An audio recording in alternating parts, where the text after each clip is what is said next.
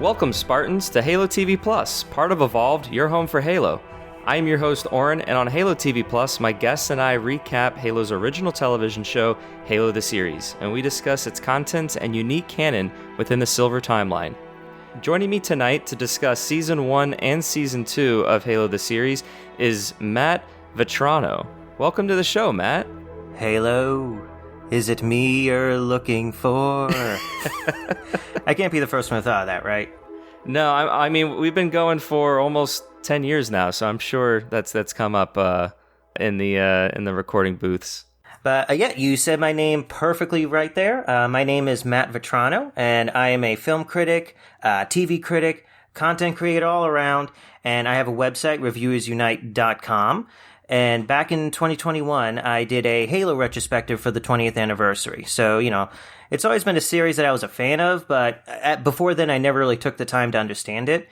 And that retrospective eventually fizzled out because I wasn't getting a lot of traffic on it.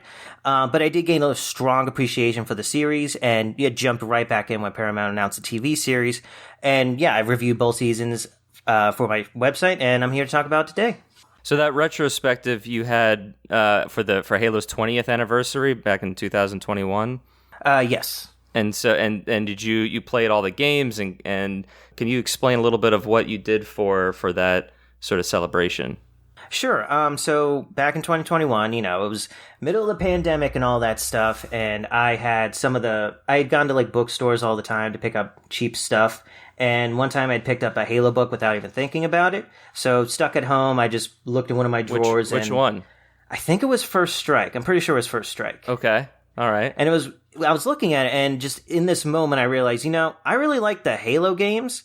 I don't know the first thing about Halo or any of the stuff beyond even the games. And even the games, I had only really enjoyed them in a passive way. You know, the narrative just kind of flew right past me as I was bashing dudes in the face and all that. So basically, I had started from the very beginning trying to learn everything I could that was official about Halo. And, you know, some unofficial stuff. I also reviewed Red vs. Blue during that time. And so great. Far... Well, technically, yeah, I didn't get to finish it. My experience with Halo is pretty much from the Fall of Reach to the Fall of Reach, the game. I've experienced pretty much everything in the Bungie era, but that's about where I got as far. So I haven't experienced any of the 343 games. I don't know much about the storyline there, but at least as far as what the TV show is trying to adapt, you know, the Covenant War and all that stuff, I have a pretty good knowledge of that, and I think they've done some really interesting stuff with that period of time in the series. So how many other books have you read beyond just First Strike? How many books are there between, well, from the Fall of Reach to Halo Reach? I mean, if you're talking about like the years like of release, I mean, I think Halo Reach came out in like 2009, 2010 sort of time frame. I think it was 2010 because ODST was 2009, and then, you know, CE of course came out in 2001. But you had books like you have the Fall of Reach book, First Strike, The Flood, which sort of recaps the first game. Contact Harvest, Cole Protocol.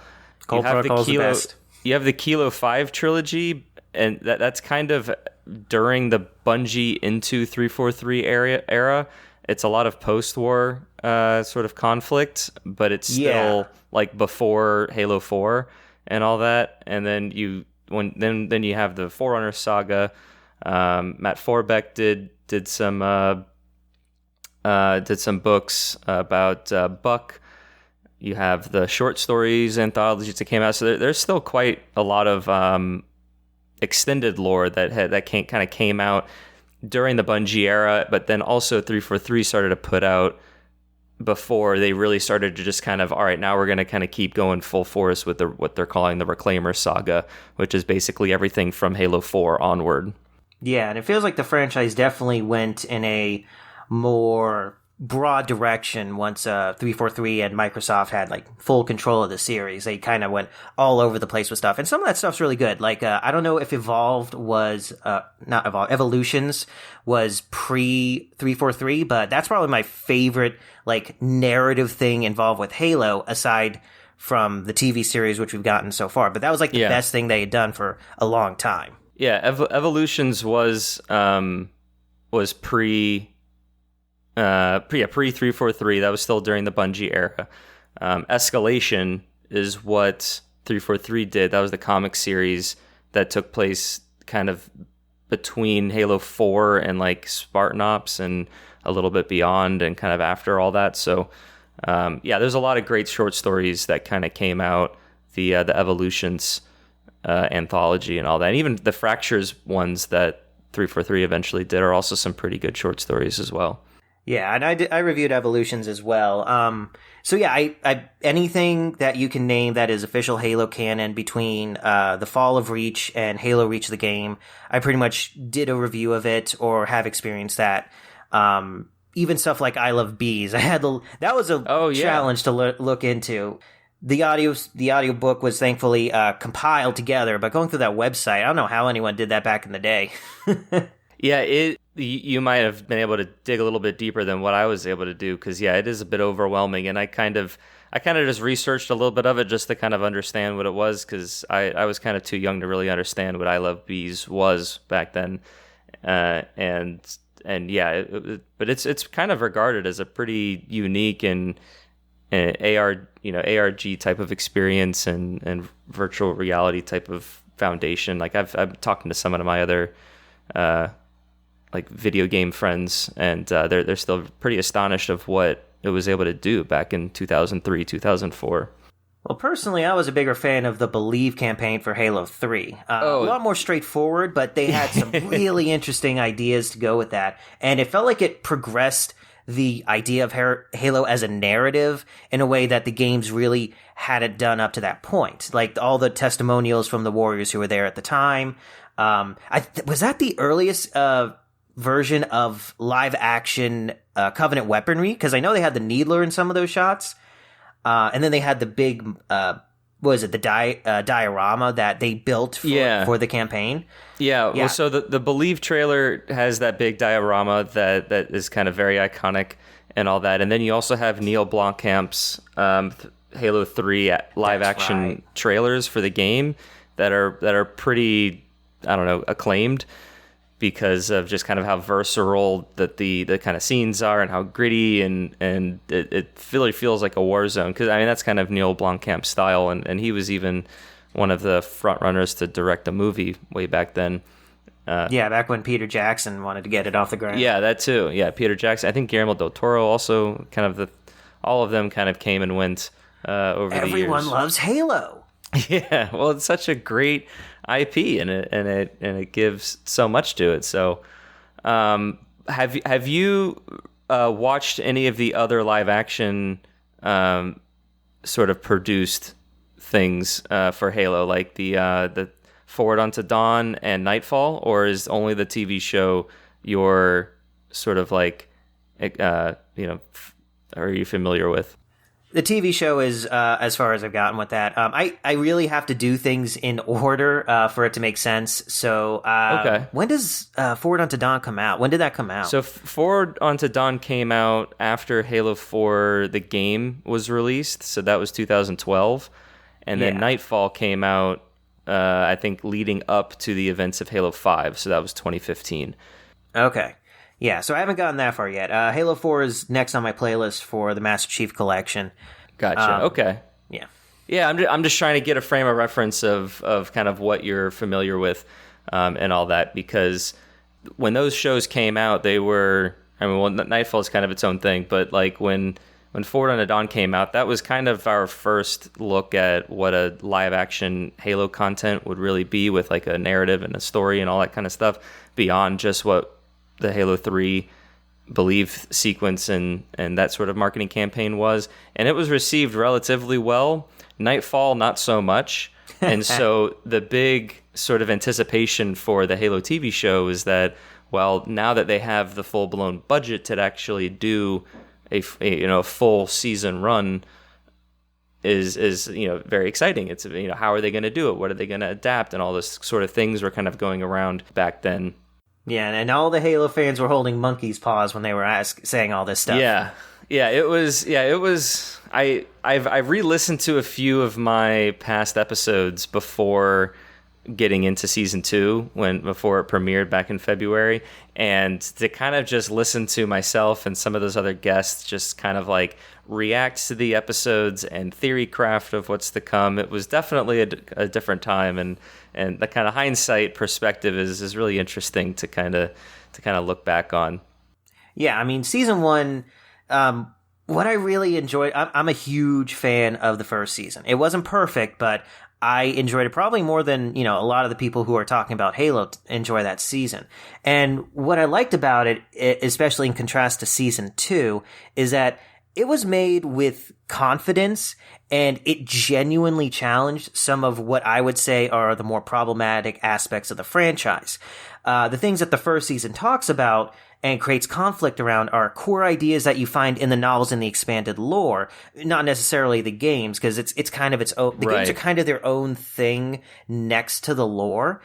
And, child soldiers, justifiable atrocities, the Spartans being a tool of UNSC power rather than humanity's liberation, because let's not forget, the Spartans were made before anyone knew there was a Covenant. And maybe Halsey had some idea that the Covenant were out there, but they were originally created not to take on aliens, but to take down the insurrection. Right. I agree. I'm glad that they touched on that very early on in the TV show, and when it went full steam ahead to bring up those issues and kind of frame it around those, what we know as Halo is, because like you said, the games are loved, but they're also like personal experiences that players kind of go through. You're there to get your minute-to-minute action. Yes, it does have a pretty rich story in most of the games, and that is very compelling, and it makes fans want to dive deeper with the extended lore and all that. But at its core, like, you want to be the all-powerful Master Chief or fight alongside other powerful Spartans with these cool weapons, these cool aircrafts, and to kind of distill that into a movie or a TV show, you have to. There are hurdles that you need to sort of navigate and pick on how you want to do it, because otherwise you would just kind of recreate a live action cinematic that is not always the best way to kind of do that. And I don't know if you've watched like behind the scene things with Kiki Wolfkill and some of the other creators, but yeah, a lot of their sort of mindsets and goals were kind of ways to tell the Halo story differently while still being as true as they could. And they've, that's kind of the rhetoric they've used. Whether how much they've kind of adhered to that is to remain seen, but that's kind of the general fan reaction is that they want it to be more like, the game, so to speak, whereas they're really just putting the kind of comparison we used sort of in our Evolved chat and on the podcast is they kind of just threw things in a blender, for better or for worse, and then they kind of spit it out into some sort of narrative in the show. And so you're able to pick and choose different key events or issues or characters from all different extended lore and games, and it's all able to be upfront and present in this new Silver timeline. But I would say that is a more apt description of season 2 than of season 1. Because season 1, what people complain about a lot in the first season is stuff that it's changes to the material, but changes that are made with an understanding of what the material is. Like the critiques that the series has about the UNSC and all that stuff, you're not going to know that unless you really understand the material. When we got to the rubble in the first season, we saw what they did with Soren, and then they let him explain why he rejected the UNSC. That's when I knew that this was the show for me. Someone out there, someone else in the universe understood what I always saw as iffy about the franchise's greater lore. And, it's iffy, but there's still fun to be had. I like a lot of the action in the books.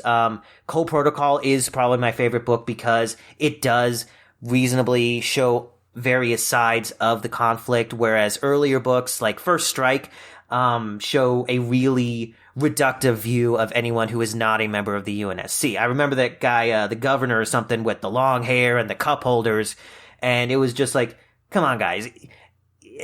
This is...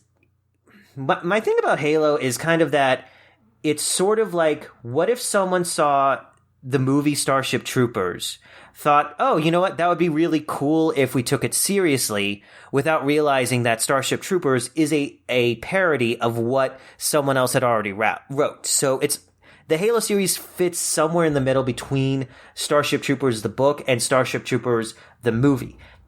It seems to be aware of a lot of the problematic elements of the, space marine subgenre of sci-fi, without going so far as to outright condemn it or make it into a joke. So, some of this stuff works, some of it doesn't. I think later on, after the first few novels, they get a really good handle on it. Contact Harvest in particular is really good at creating actual interesting characters within the world.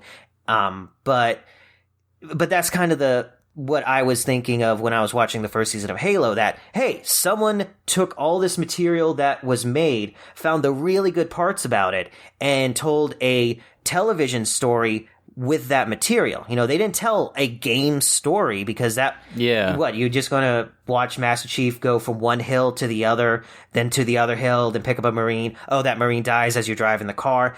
It wouldn't work in that context. So they had to expand upon it in that way. And, that was kind of what made season 1 so interesting, but, a lot of fans seem to have rejected that, and I feel like that's what happened in season 2. People were talking about how it didn't fit the lore, were complaining about the lack of action. They didn't like that Master Chief fell in love. Basically, everything that I thought was great about it, they didn't think it was great. So season 2, it felt like the showrunners were listening to them and gave us something probably closer to what fans wanted out of it, but as far as I'm concerned, was infinitely less interesting. To go back to your analogy where they threw everything in a blender, that's kind of what it felt like. They, instead of building a Halo narrative from the ground up using what they know about Halo, they throw that in there and throw that in there, and we're going to do this thing as well. And, they also tried to run away from the first season in a lot of really obnoxious ways. The washed out color palette, for one. Yeah. The grim tone when they turned Reach from a vibrant city into a Blade Runner knockoff. And this whole, the first 3 episodes were all about conspiracy and backstabbing. It just didn't really work for me, if we're getting into that. And it wasn't until the 4th episode that it felt like it had started to make some decisions of its own. And then, of course, I like episode 5 the best, because it's the one that reminded me most of the first season. And then the rest of the season, there's some good stuff. I think the latter half does have some really good stuff in it, but it also kind of still feels like it's waffling. And ultimately, we end up right where we left off with season 1. We're right at the start of CE, right about where season 1 had ended. Well, so I guess what did you fall in love with the show from episode 1 of the season? I'd say episode 2.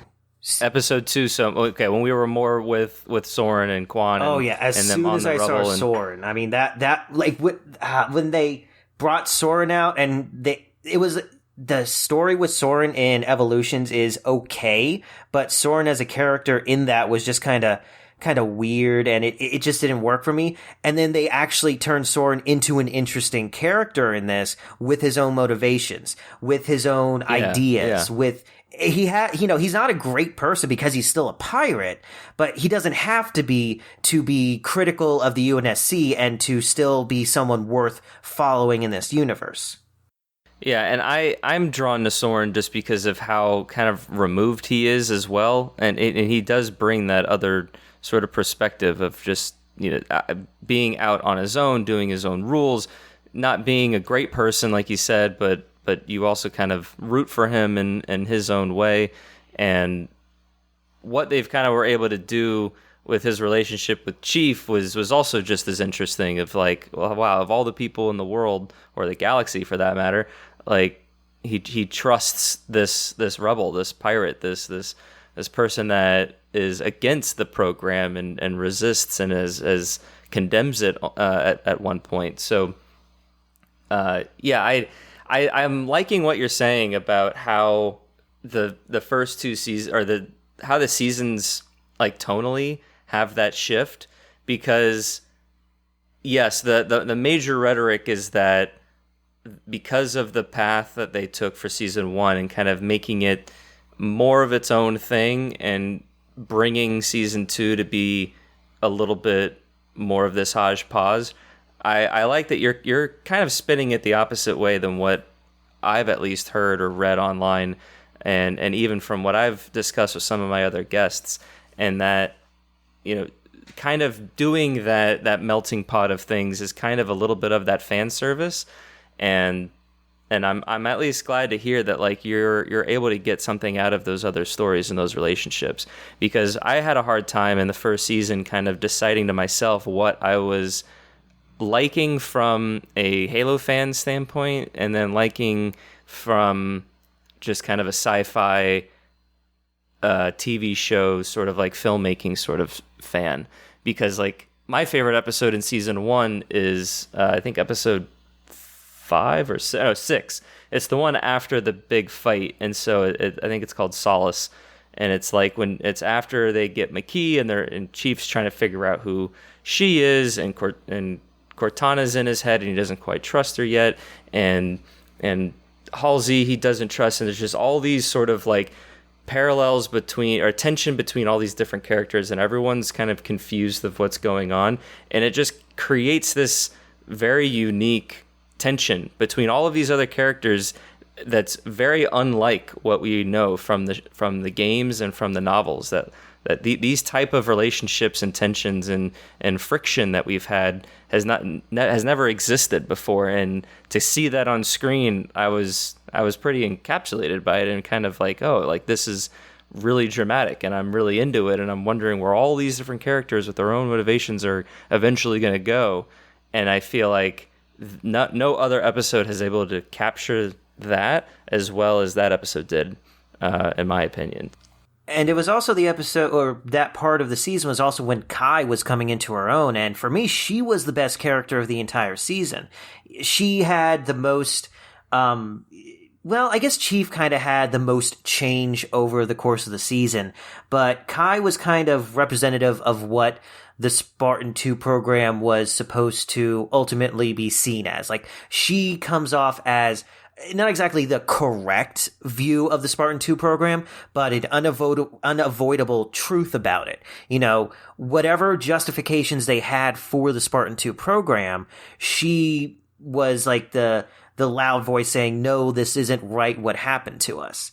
And, you know, I feel like that's something that Halo really... How does it work in the later stuff? Because I always feel like Spartan 2 is always justified throughout the Halo, at least in the Bungie era. Do they ever kind of go back and say, yeah, that was kind of messed up in the later later entries in the Halo franchise? I think generally Spartan 2s have always sort of been the in unison, disciplined soldiers that are there to fight, and there's no saying otherwise. And I think that's part of a lot of Chief's motivations, like in Halo 4, like, and a lot, without spoiling really anything, but like he kind of does his own thing, and the UNSC brass try to, you know, get him in line, so to speak, but he like has his own mission, and he kind of has that in Halo 5, and then in kind of an Infinite, to where like he knows what's quote unquote good and bad from what he has been brought up to do. And so the 2s are very much like, I'm going to do what is right for the good of humanity. And I feel like the show at least starts off that way, but then very quickly starts to question that type of morality, because that's not necessary. That's not always the best case to run things. And then when you get into Spartan 3s and 4s, more so 4s, like they're definitely more of like just military jarheads that just are jacked and have almost superpowers, to where they're very much their own personality. They joke with each other, and they become a little bit more of what their all characters are. And that's kind of the role that the ODST filled in the first trilogy. Did the ODST still around in the later in the 343 trilogy? Like ODSTs just as military people? Well, as far as like what you're describing for Halo, for Spartan 4, you know, I figured the first recruits for Spartan 4 would have been ODST guys. Yeah, well, that's typically how it became, because Spartan 4s, you can kind of graduate and become part of the Spartan 4 team. Like, they typically are ODSTs. Like, Buck is the perfect example. Buck was in ODST back during the fall of Reach. He has his own sort of stories, and then he eventually gets promoted and augmented and joins the Spartan 4s, and then he's there with Halo 5, and he has his own book that follows his other group of Spartans. And so that's typically how Spartan 4s come to be. I would imagine that other Spartan 4s come to be in other ways. They don't necessarily have to be ODSTs, but that's where it's kind of gone to. Whereas for the Spartans 2s and 3s, they were all abducted as children and trained and put through all these ordeals and then augmented, because like most of the Spartan 3s that you like read about, they're like still teenagers. Like really all of like Noble Team in the game, they're all teenagers still. They're like 14. But Wait, like really? Yeah. Oh my god. Technically. Okay. Maybe 15 or 16, but like they're I'm pretty sure they're all still teenagers. And then George is actually, he's a Spartan too, so he's, much older than everybody else. They can't be that much older. That was one thing that kind of hit me by surprise when I was reading the books. And like, I always pictured Chief in the first Halo game to be about like in his 40s or something, but he's still pretty young by the time the first Halo game comes out. But by the Fall of Reach, he's only been around for like 15 years as a Spartan, right? And at that point, he's only like 25 at that point. Well, I forget which year he was born in, but I think he's like around his 20s or 30s, like maybe early 30s by the time, because I think 2552 is when the game takes place, and then I think in 2525 is when he's doing a lot of his like training, or maybe that's when he gets abducted.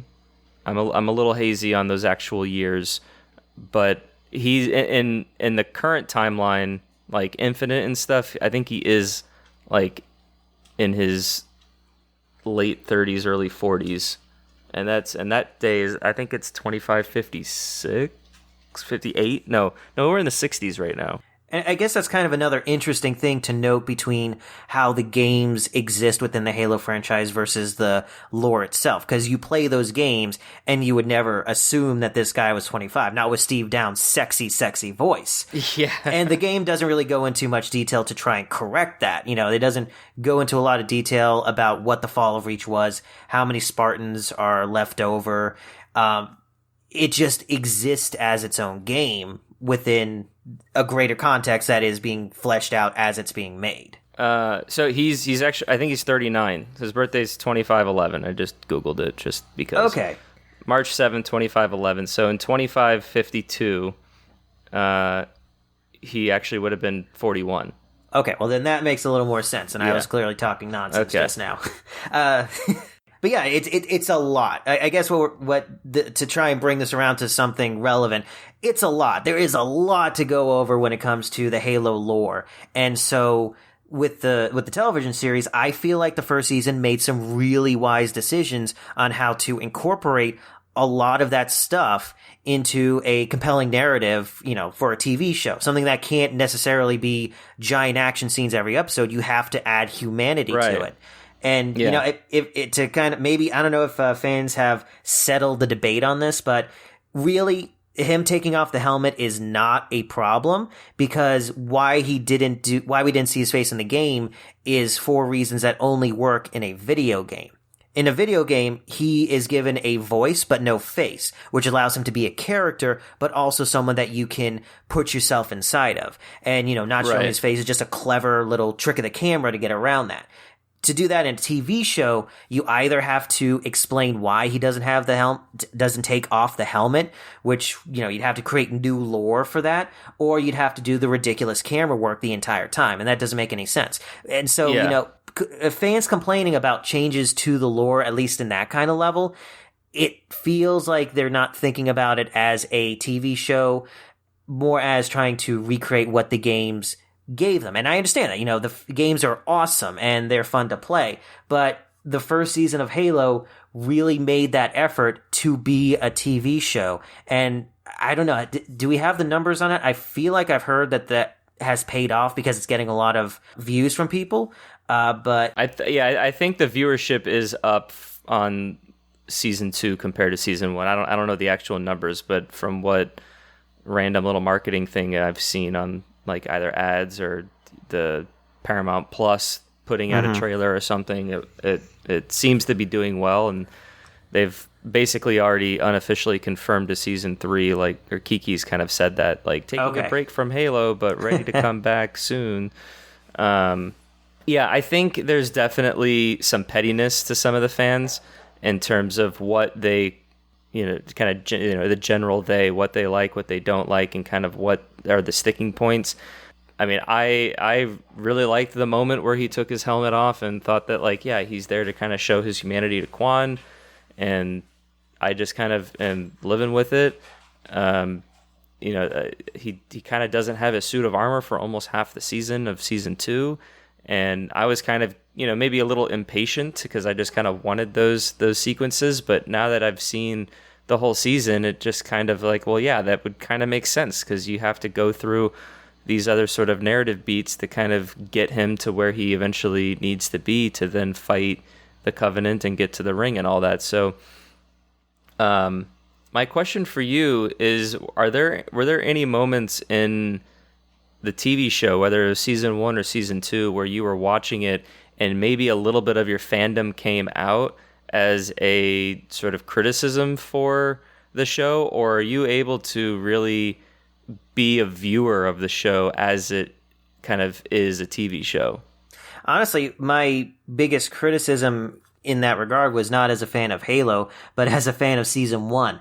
I started up season 2, had no idea that it was going to be this stark change, We had a decent opening scene that looked a little, okay, maybe they're trying to make it a little bit darker just to start things off. I can roll with it. Then we get to the Reach. We get to Reach, and they're in a dark room. No one's opened the blinds for whatever reason. There's almost no one there. Miranda's gone. Quan's plan is destroyed. Everyone's sad and mopey. They go outside, and it looks like a Blade Runner set. And I'm like, what the heck happened? So you're saying, is it a combination of sort of the time jump and pseudo retcon of things on top of the sort of visual aesthetic and overall production design? Yeah, it felt like they hit the big reset button for season 2, and I guess that would have been okay if I felt like they had as clear a vision as they did in the first season. But, what I think best summarizes the second... Oh, go ahead. I was going to... I think they had a clear vision of what they wanted season 1 to be, and I feel like season 2, they have a clear vision of what they want season 2 to be.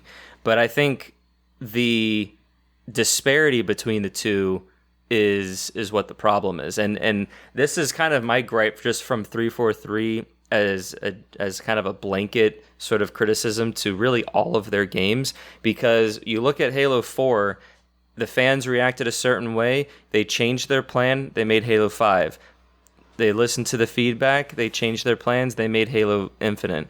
And it's like, when you look at those games as a 4, 5, and 6, like there's barely any sort of connective tissue between them, and it's really disjointed, and it's not a great story arc as you would get from like a 1 to like CE 2 and 3, even though like 2 and 3 were kind of made a little bit more on the mindset of like, this is the story that we need to tell, and that Halo 2 was just too big of a game, because like Halo 1 has a nice sort of like cap into it, but Halo 1, 2, and 3 all feel like the same sort of franchise. I think the same sort of thinking went into these TV shows to what 343 has been responding to for 4, 5, and Infinite, where they saw the criticisms of 1, and they're like, okay, well, let's change things for season 2. But rather than change things and build off of season 1, they jumped forward 6 months, just sort of retconned things, and then you just like have to roll with it. And so that's one of my major criticisms of season 2, because, and specifically with Quan, like I think I see what they want to do with her, but like I've had to put extra brain power and core canon knowledge into her character just to make her make sense, because if I think about her outside of those parameters and just focus on how she's been developed on screen, it's very questionable, kind of, not necessarily where she's going, but just like how she's gotten to where she is, and like that's kind of one of my biggest gripes that I keep bringing up on the show, which is kind of making me sick at this point. But I mean, like, what do you think? As someone who actually doesn't really know Halo 4 onwards and the Forerunner saga of books, or Forerunner trilogy of books, like do you know or think you know kind of what Quan's purpose is, or is that just kind of a question mark for you? So, I think the last episode may have changed my original theory around, but I'm just going to kind of try and recall what my original theory was. So, with Madrigal, we know that it had the little the well of infinite wisdom, or whatever it was, that marked it as, I believe, what are they called? Protection planets or something? Protection planet? You mean Dyson spheres? Dyson sphere, yeah. Isn't so? Yeah. Aren't these? Yeah, it's one of those planets that are not going to be destroyed if the halo goes out. I think that's how those work. But yeah, what the implication is that these are that it is a planet with Forerunner technology built into it.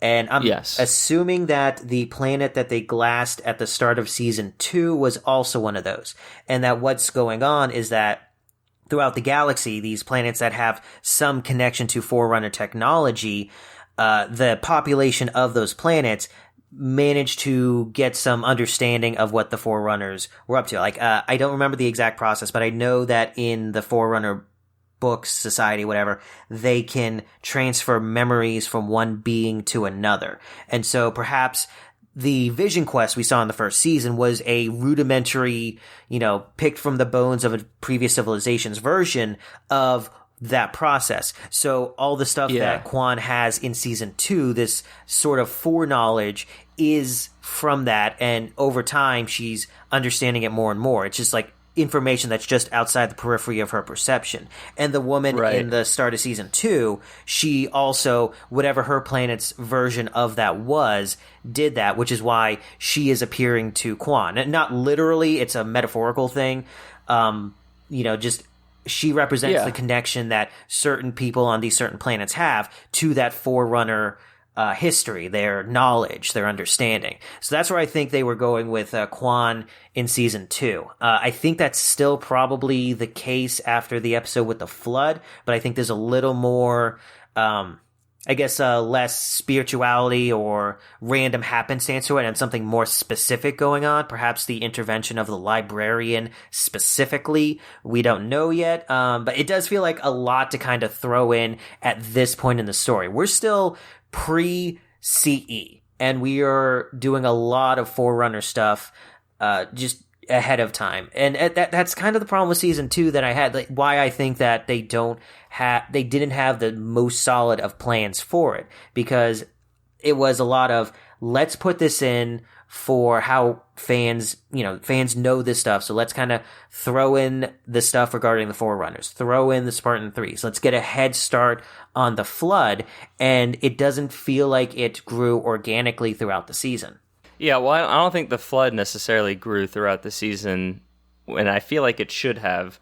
But to kind of dial back and go back to Quan, I think you're right in the sense that she has this ancestral connection that I think dates back to the time of the Forerunners, and because that's an element that we know of in the lore, and that seems to be what we're kind of being led to believe. But I just feel that the overall execution of explaining that to the audience, I feel like was kind of my biggest gripe, and I just always felt kind of lost. And it's like, okay, I'm supposed to care or supposed to understand, but the only reason I kind of understand is because I'm connecting dots that aren't there based off of what I know from the core canon. And whereas season 1, pretty much everything that happens in season 1, a layperson can understand it. That and a few other things in season 2, only fans are going to really understand that, and even then, they aren't really liking it. Right. Yes. So yeah, that's kind of my point. Yeah, Onyx that we get in season 2 is an example of a Dyson sphere, to where when Miranda, Halsey, and Quan go through the door, and that's where they eventually find the laboratory and all that, and they see the city that Halsey members on the light bridge. Like, all of that is the internal shell of the Dyson sphere of Onyx. And so, yeah, because magical was glassed, it's kind of unknown whether that was a Dyson sphere or not, because you really can't destroy the planet. You can glass the surface, but like the planet is just so far. Well, we know there was a well of some kind. We saw that in the video episode. and again, but like it's like these are great questions, and like I would love to know these answers, but the fact that they just went ahead and destroyed the planet to end it, it was like, okay, I guess we're just retconning that whole storyline and starting fresh, so to speak. I mean, they did that a lot in season 2. I think. Yeah, I agree. Yeah. The best summation for the second season was the death of Keyes, which, to compare it to another work of science fiction, was very much like Han Solo's death at the hand of Kylo Ren. An act that was supposed to solidify his path to the dark side only created more chaos within him. The death of Keyes and, season 2 as a whole was an attempt to take bold steps away from season 1 and to shore up the fan base, but it ultimately wasn't confident enough in that, and so we're just kind of where season 1 left off. We make these big decisions. We have the death of Keyes. We have the glassing of Magical. We have Halsey getting infected by the Flood. But it doesn't feel like we're really building towards anything new except to get back to CE. Well, I don't know. I feel like season 1 and season 2 end in different ways, because I think the season 1's ending, I think it's more open-ended in the sense that Chief is now being controlled by Cortana, and they finally get the artifacts back to find the halos, and I feel like it sets up, okay, well then now Chief goes back to Reach, and Chief and them figure whatever they're doing out, and they fight the Covenant, and we continue the story in almost any way or fashion that we want to. Okay, I'll give you that. Season 1 definitely alluded towards Halo throughout the whole thing. We kept seeing the Halo ring, Halo ring. So it was implied that was our destination, but season 1 didn't really end at that destination or towards it. It's just the implication of where we're going next. Whereas season 2, we're there. Yeah, we're supposed to... Or the way I got it is that, like, yeah, we now have the coordinates, and we're just going to continue our fight to find the ring. It's kind of how I figured we would leave it. Whereas season 2, I think definitely with how they left characters, gives a little bit more of like, okay, they're setting something up, because Chief is on the ring. Chief meta monitor with the little flash forward. McKee is on the ring. UNSC forces are crash landing on the ring. Halsey's been infected. Miranda's still on Onyx. You have Soren and Ackerson and Quan leaving Onyx, or maybe they try to but then stay there. And so like there's more pieces at play, and at least on the Chief side, like, we'll talk about the CE implications, but I feel like it was more of a cliffhanger of like, oh, well, where are all these characters going? Whereas season 1 was just like, okay, that was the end of this story. We'll tell you what's going to happen next. I just hope they don't do some other time cut, because 1, it wouldn't really work now that Chief is on the ring, but 2, like it would just muddy the story like even more than it already has when you look at like between seasons. Because like I was expecting like some big flashback to be super revealing of like, how did they get Cortana out of him, or what's up with this, or how did McKee survive? And they were just like 1 or 2 lines in a later episode that kind of gave us an answer, but it just kind of was a psych out of just like, oh, we're just trying to distance ourselves from season 1. Yeah, and that put it on a really bad footing for me right off the bat. So I was really critical of those first few episodes when they just took pretty much everything that I liked about the first season and said, nah, this stuff isn't any good. They changed Cortana. Like, not just the design change, but Cortana's just not as much fun in this season. Like, she was fun in season 1. She had some good lines, and Chief had some good lines. AI off. Where's our AI off of this season?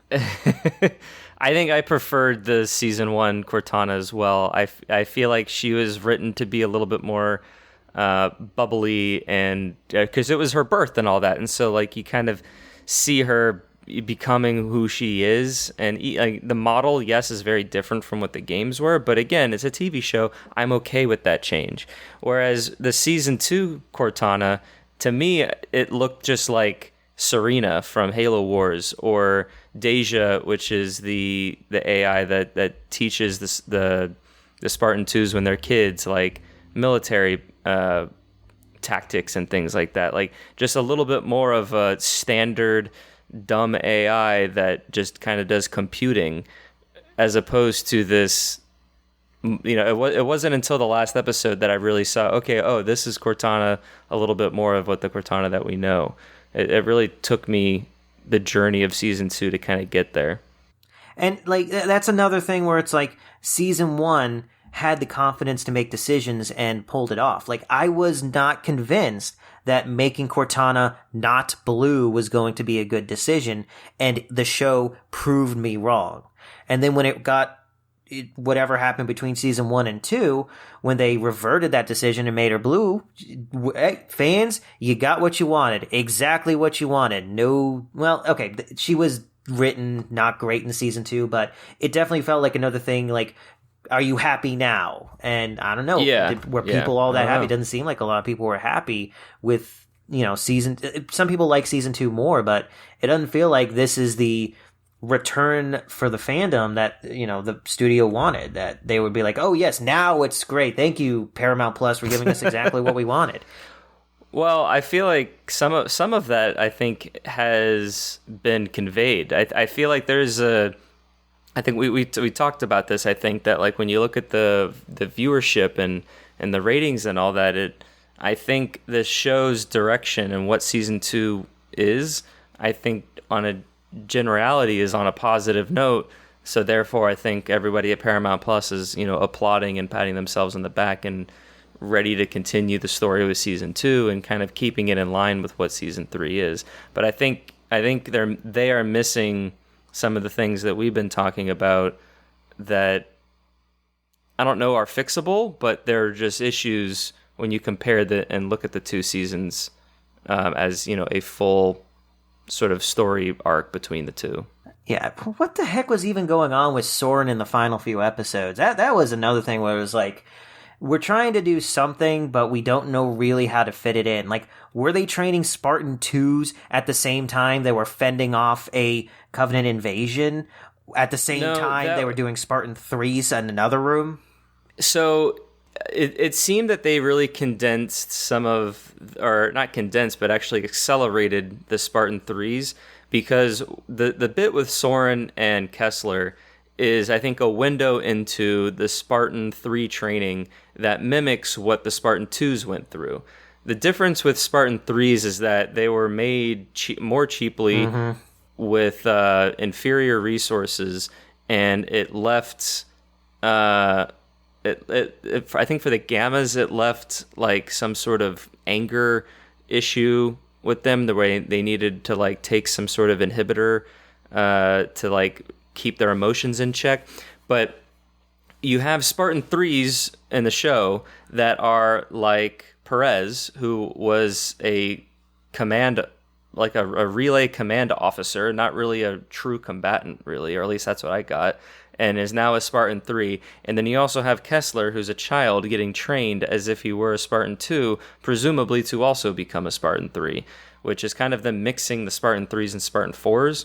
So that was kind of odd, but also like the fact that they accelerated the Spartan 3s and just had them already sort of there.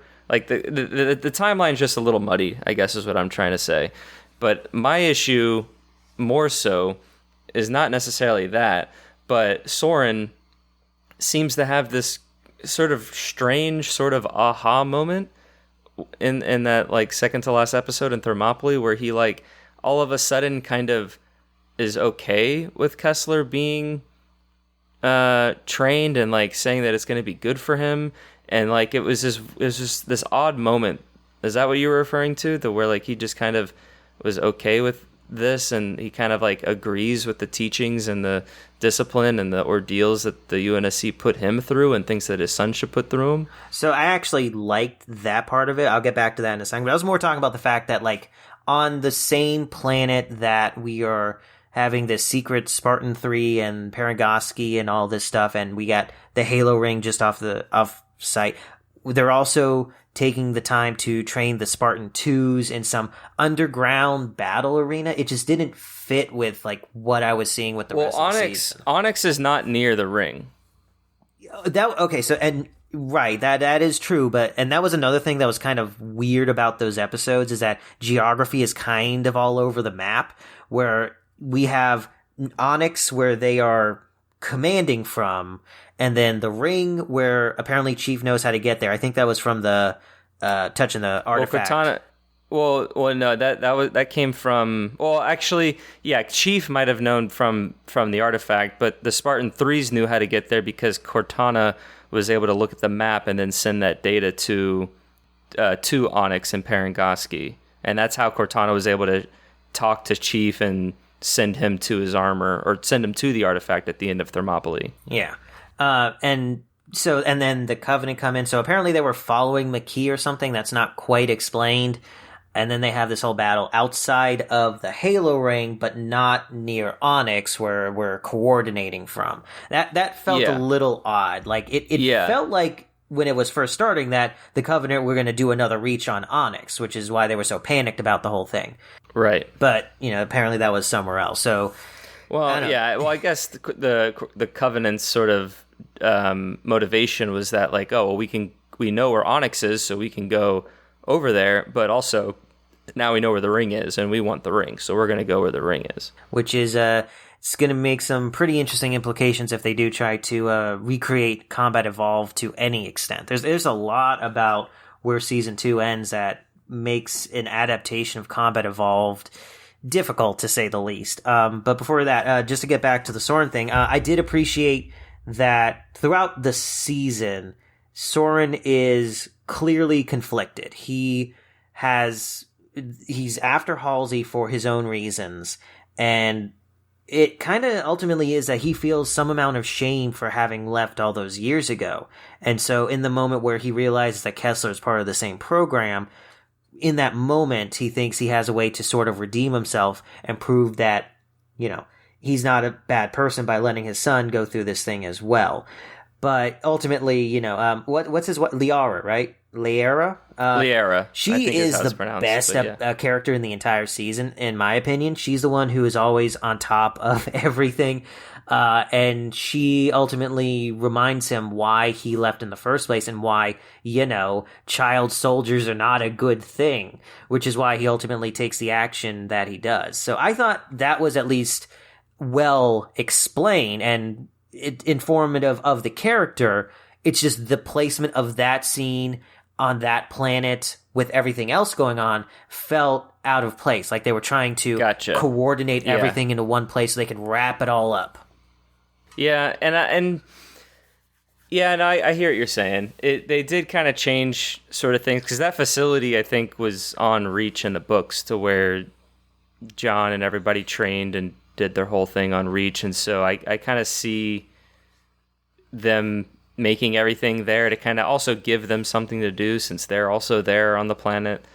It is kind of a lot, and I think I even mentioned that on that episode, that like everyone is now on Onyx, and it's like, oh, we all we're all kind of following each other, and it's like you kind of need to give everybody a purpose to kind of be here, and that kind of went, it kind of became what it became, and it kind of laid into a little bit of like one of my other disagreements with the show is the fact that they didn't touch on Miranda at all until that episode. I thought she was just gone. I thought they cut her from the series. I mean, I knew she was there because her name was in the credits on every episode, like the actress. And I was just like, oh, another episode without Miranda. Where is she? And then they finally acknowledge it in episode 4 when Halsey and Keyes meet. And he's like, where's Miranda? And she goes, she's safe. And he goes, I'm not going to tell you where she is or whatever. And it's like, I feel like and this kind of good ties back into what we were talking about earlier and how the flood wasn't really built up at all and it just kind of appeared. Like, I would have rather, like, narratively, you have Miranda working in some secret area. We don't need to know much about it, but we just know she's working on something. And then you cut back to her, and we're learning more about her, and we see the struggles that she's going through, and maybe we get more interactions with that other person who keeps comparing her to Halsey, and she hates that because she doesn't want to be Halsey. She wants to be Miranda, but these other people are just fascinated with Halsey. And so now she has something to prove, and I feel like that would have given us more of a thing to root for. So then when they finally unleash the flood, it's like, oh, that's what we've been building to this whole time, instead of, oh, that's what happened in an episode and a half. Or really just, yeah. So that's one of my little gripes. I get that, and I would have liked to see more Miranda, but with what they needed her to be in this season, like, if we had just been cut, Onyx needed to be a surprise or some sort of reveal. So either we cut to these odd, disconnected scenes without a specific location of Miranda doing stuff when we're watching other stuff happening, or we break the news too early that Onyx is a thing and that she's there working on whatever she's working on. So they wrote themselves into a corner, and this is the best they could come up with in those circumstances. Yeah, I guess that's one way to put it. Yeah, I guess I would have hoped that they didn't write themselves in a corner, so then they would have a little bit more freedom to kind of navigate these characters. But what are you gonna do? Yeah, well, I mean, if that's a corner, the corner that they've written themselves into with the season finale, which was a good episode, but they have a really tough challenge ahead of them, because they have at least indicated to the fans that what is happening next is CE or some form of CE, and yet so much of what they did in this season, and particularly the last episode, makes it almost impossible to tell CE as it was. What made CE special can't be done now with what they've done in the final episode. It would just have to be a mimicry of it. It would be the events without any of the context or impact. They may be able to make some changes to make that work a bit, but when I saw the final episode, I was like, you're already halfway through CE and you've already exposed all the really cool parts. What else do you have to show us at this point? Well, yeah, the fact that they unleash the flood off basically planet, before Chief gets to, yeah. It'll be interesting to see if the flood either make their way to the ring or Chief unleashes the flood himself. But it's already been released. There's no new surprise here. Well, it's been released on Onyx, but as far as we know, we don't know if the flood is on the ring. So there could still be a moment in season 3 where Chief or somebody fights the flood, and that could be either by being unleashed itself from the library or some sort of laboratory, or the flood travel from Onyx to the ring. Right, but you can have the scene where Chief is fighting the flood. What you can't have is the scene of Chief running to that installation because there was a distress signal or something, walking through the hallways that are empty, finding the one guy alive who is shocked, finding the helmet that reveals this horrifying monster, and then having to fight your way out of it. The thing about CE that makes it really unique in the Halo canon is that it is an island unto itself. It is a story with a beginning, middle, and end that leaves our protagonist changed and our perception about his fight indelibly altered. We have this story that is basically, if you don't know anything about Halo's lore, you just play the game, which I'm thinking like 80% of people in 2001 were doing. You have the story where you have two armies fighting, whatever reason they're fighting. They crash land on this planet and they contend with entities, with technology, with a civilization that is far beyond their comprehension, beyond anything that they could possibly that makes their war look like a joke. Like everything that the Halo is so beyond the pettiness of the Covenant human war. And that's what makes the ring as a visual, as a concept, so interesting in that first game. You know, you're playing this guy who is being thrust into the situation with these unknown horrors, and then you got the one thing telling you what to do. You're just a cog in some sort of machine beyond your comprehension. And the ending of the game, where you decide that you have to destroy the thing, you know, that is kind of important to, like, I wouldn't say exactly say an anti-war message, but it is kind of like, even in war, this is something beyond what should exist. And with what we have now, you know, we already blew it on the flood, which is a good interpretation of it in this series, but you can't do the CE version of the flood. It had to be close to what we got in Halo 2 and 3, where they are, and the rings are more of a secondary entity or a tool used within this war. Like, it's still big and powerful and hard to comprehend, but it's not the same. Like, Halo 1 is practically a horror game. I mean, they give you a flashlight, and you can't really do that at this point with what they've done at the end of Season 2. You can't get that sense of isolation. You know, Chief is all alone. Whatever teammates he gets, they usually die right away. He keeps getting separated from Cortana. Captain Keyes gets captured. He gets taken by 343 and is all alone at that point. You can't really have that isolation when you have a party bus full of secondary characters who are awesome having to do something else. So what is Combat Evolved going to be in this version? How can you do Combat Evolved as the third season in however many seasons there are? Yeah, it's just all right. That was probably a lot. Yeah, it was. How do I want to tackle this? And I could be wrong. I mean, I have my own take on the Halo thing. I don't know if other people feel that way about the first game, but that's what I took away from that first game, especially when I played it in the context of the rest of the franchise, is that CE feels like its own thing, and then everything else is part of the Halo franchise. Similar to how the first Terminator or the first Alien movie are their own thing before a franchise comes after it. No, I get what you're saying and where you're coming from that standpoint. I do think if the screenwriters and showrunners wanted to, they could do the fan service of putting that moment in the games, because as far as we know as the audience, Chief hasn't met the Flood. I mean, we don't know what he's encountered that caused his visor to crack. You know, maybe he did encounter the Flood, and that's him talking to 343 or whoever after that interaction or whatever interaction. So I think it's still possible from just a pure narrative point of view.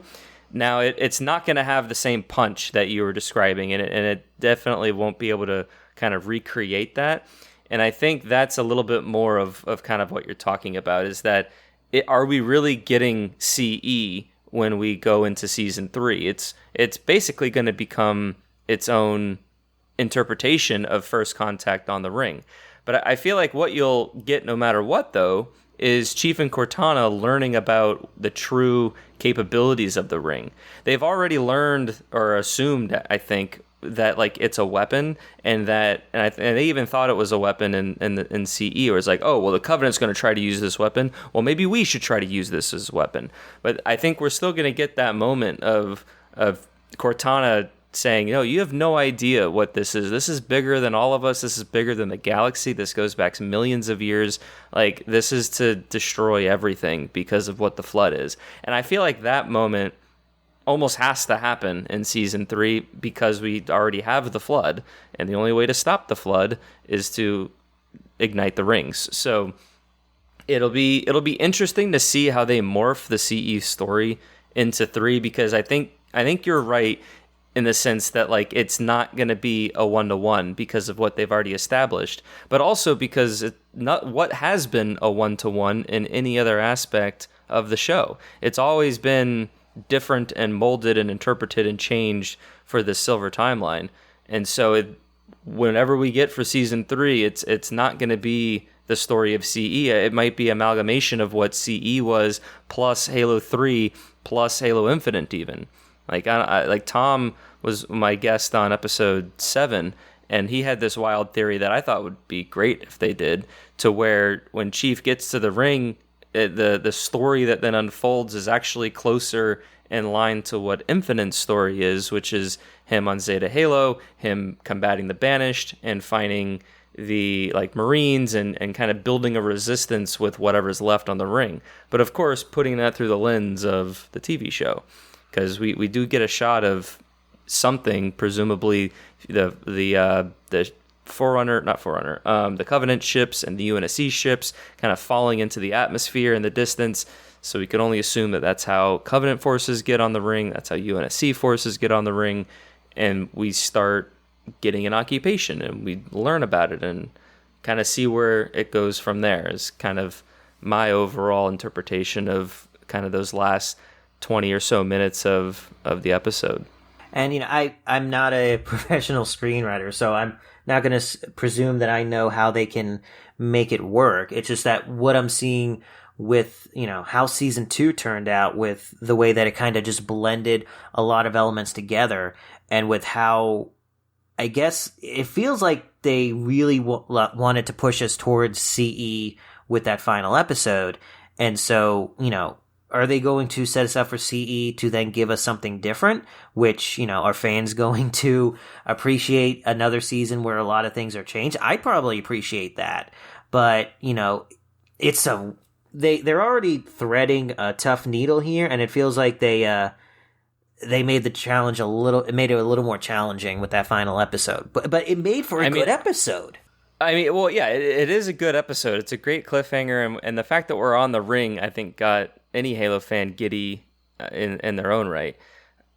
For me, I really don't want them to just retell the story of CE, because I've played the game 100 times, and there's even a book that kind of retells the game, and it's one of the least interesting books to read, because it's like, oh, I remember playing this mission, and okay, this is a little bit of insight into the backgrounds of like Chief reconning, and touching, going back to Alpha Base and doing whatever he's doing.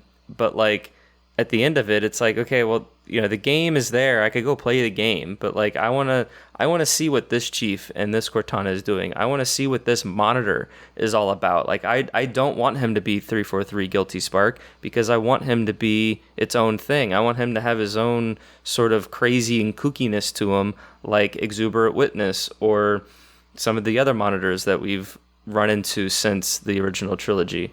So I feel like there's a lot of opportunity for the show writers and Kiki and all of them to, again, do what they did in season 2, where they take what's familiar but they still make it unique to what the Silver timeline is, and to where it's not Chief going to the Silent Cartographer and then going to the library and then fighting the Flood and assault on the control room and replaying every single one of those missions. Because also Keyes is already dead, so like that whole element of CE can't even be in season 3 unless they swap him out with another character. But McKee is on the ring. McKee is this wild card of a character that doesn't even exist in core canon, not even barely a little bit. So like her whole presence is interesting, of what she's going to become and what that's going to be all about. And then on top of all of this, because we have this cast of characters, like they need something to do. So like, do you bring them to the ring, or do they go and do something else? And it's like, I'm curious to see what that is. I feel like it could be interesting for Miranda to discover more about Onyx. But again, like I don't really want Miranda to discover a cure to the Flood in a laboratory somewhere just so she can save Halsey, because there's no cure to the Flood. Like, wow. That's the whole point of the Halo rings. Like you literally make the rings irrelevant if you create a cure to the Flood.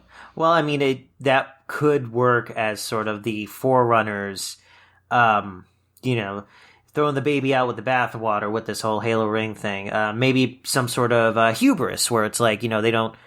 If they couldn't find a solution, no one could have. So that's why they made this thing to eradicate everyone when humanity is able to find a solution. I mean, that would be pretty good. The other thing, okay, so the ring itself as a location for the story. would you want the entire season to take place only on the ring? I'm not opposed to it. I would be open to either. If the characters that are not on the ring, which is basically Miranda, Soren, Ackerson, Quan, and then maybe Kai if she's alive, Perez, she is alive. Like, if those characters find their way on the ring and have a purpose to be on the ring, then I'm okay with them being on the ring. But if they are not on the ring and we're cutting back to doing whatever they're doing, offering, I'm okay to that as well, because that could be just as interesting. I do like how Parangoski was kind of removed from the story, or at least in the sense that she's not going to be this leader of Oni again, because I'm kind of tired of the Oni story, because I feel like that story's been told over the course of these last 2 seasons. And so I don't really need more of that. And I think Ackerson's role will definitely change given what's happened to him at the end of season 2. So if there's a purpose to put them all in the ring, I'm for it. But I don't think they really should. I feel like having the location change will make it a little bit more exciting for the viewer to keep them engaged and go back and forth, and you're able to tell, a little bit more story over the course of the season, as opposed to just having to cram all the story into a season because you're constantly on the ring. Like I don't know. I think that's kind of where I land on it. So the thing is, like, I can see it working in 2 ways. Either we stay on the ring, or we cut from the ring to other stuff going on. The problem with the ring, and I don't know, maybe later Halos did a better job of doing this, or maybe I just, didn't quite get the full scope of things, but the ring as a setting doesn't have a lot to it that isn't strictly about, either we're going to blow it up or we're going to use it. There's not a lot that the rings do besides that. You don't have civilizations on there. You don't have characters on there. Supposedly you got wildlife, but you didn't really see those in the first game.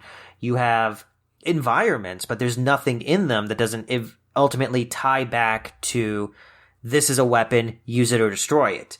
And so I don't think you can get what is Quan going to do on the ring? What is Soren going to do on the ring other than support Chief? So we're either going to have a really focused season about all these characters just on the ring camping, waiting to figure out how they're going to either use it or destroy it, or you're going to kind of take away some of the power of the ring as a setting and as it's a character in its own right by pulling away from it. Like, hey, there's important stuff happening over here too. The ring's not that important. So I don't know. You want to know what I would do? Yeah, what would you do? I would open episode 1 of season 3 with a long shot of the ring out in space, and then boom, it starts to blow up. Just start by getting rid of the ring. And think about it. Okay, and this is why it would work. Okay, so you blow up the ring, and you basically do the Halo 2. You cut ahead a few months, and you're basically at the start of Halo 2. You have Chief, maybe you got Johnson or something there. You got all the people, and yeah, you have Perez. You have Perez. Chief and Perez. And Cortana's there. Cortana. Yep. And you have, this thing that happened at the start of the season. So instead of spending the entire season building up to the destruction of it, and, what does this ring do? Well, it does this. Well, let's spend 4 episodes explaining what this does. You limit it to like 1 or 2 flashback episodes. You have Chief, he's kind of looking out into the distance, and then someone says his name, Chief. And then, yes, sir. Thank you, Admiral Hood, or whatever. And we cut back to the relevant things that are important for CE. You cut to 343 Guilty Spark or whoever it is, explaining what the ring is. You have, his encounters with the Flood. You have some stuff with McKee on the ring as well. The realization that's a weapon. You can fit all that into maybe an episode or 2, and setting it up as a flashback to it exploding. First of all, you're going to have the audience have no idea what's going on. It's a complete surprise for the audience. Like, people think they know what they're going to expect for season 3. they're not getting that. And then we cut to flashbacks where we condense it. Because, like I said, I don't think there's a lot left to do on the ring if we're going to do anything analogous to CE. And if you do this jump in time, you have so many possibilities. You want to do Halo 2? Sure, just throw in Thel Vadimi and see if we can have some flashbacks of him on the ring, and then we can start the Arbiter storyline and the war within the Covenant. You want to do something else, maybe jump ahead to maybe some Halo 4 stuff? Fine, let's do that. I feel like the ring is what everyone wanted to get to, and now that we got it, I mean, maybe some people have some ideas, but I don't feel like there's enough. We're here. What are we going to do now? And we're either going to have a season that spends too much time on the ring or too much time doing other stuff when ring stuff is going on. So pull off the Band-Aid, destroy the ring, and then explain what happened in like an episode or two of flashbacks. And then we can move forward to the Covenant War, which really is the center of this, of the show. And frankly, that's kind of the whole center of the trilogy outside of CE. You know, all this stuff is more about the Covenant War after we blow up the first ring. And so we're going from Covenant War, Covenant War, Covenant War, Forerunner ring. Okay, Covenant War, Covenant War, Covenant War. I think the Covenant War needs to stay in the forefront, and then we can jump to maybe the second ring in the Halo 2 game as something later in the season. But I think we really... It doesn't feel like we have a lot that we can really do with the CE ring with how much we've done so far. That's just my wild theory. What do you think? Well, I think it would be unfortunate if we only get 2 flashbacks or 2 episodes worth of flashbacks of On the Ring. I feel like you could do the shock value just to kind of put storytelling, screenwriting hat on for whatever it's worth. You could lead with that like, yeah, this is where we're going. But I feel like there could be more than just 2 episodes of flashbacks to what happened. You could have the shock value of, yes, the ring exploded, they did it, but let's see how they got there. And I feel like you could spend the whole season kind of telling that story, and it basically just be one long flashback, if you will, because you can explain, you can still, like I said, you can still have the moment with the flood unleashing. You could have a scene where the flood attacks, kind of like what happens in Halo 3 when the Covenant ship crash lands in Africa, and then you get the mission Floodgate, and you go through and you now fight all the flood that's now on Earth. You could explain what the rings are from the Assault on the Control Room mission. You can take a page out of Halo Infinite, where in that story, the Banished are setting up facilities and mining things, and they have a whole occupation on the ring. You could have the Covenant doing that, and you could still have your Human Covenant war, and Chief and whomever can be trying to shut that down, and you can have your military sci-fi sort of action and drama centered around that, to where we need to, maybe we want control and occupation of the ring, so we want to do that. Maybe there's a moment where they do break off part of the ring, and then now it's fractured and shard, like Halo Infinite is, to where the ring is sort of repairing itself, and some of it is broken off and just falls right into space. I feel like there are plenty of stories to tell on the ring to kind of give it the length that you can do, and not be limited to just what are those 5 or 6 events that happen in CE, 4 or 3 or which we kind of can't really tell because of what the Silver Timeline has done.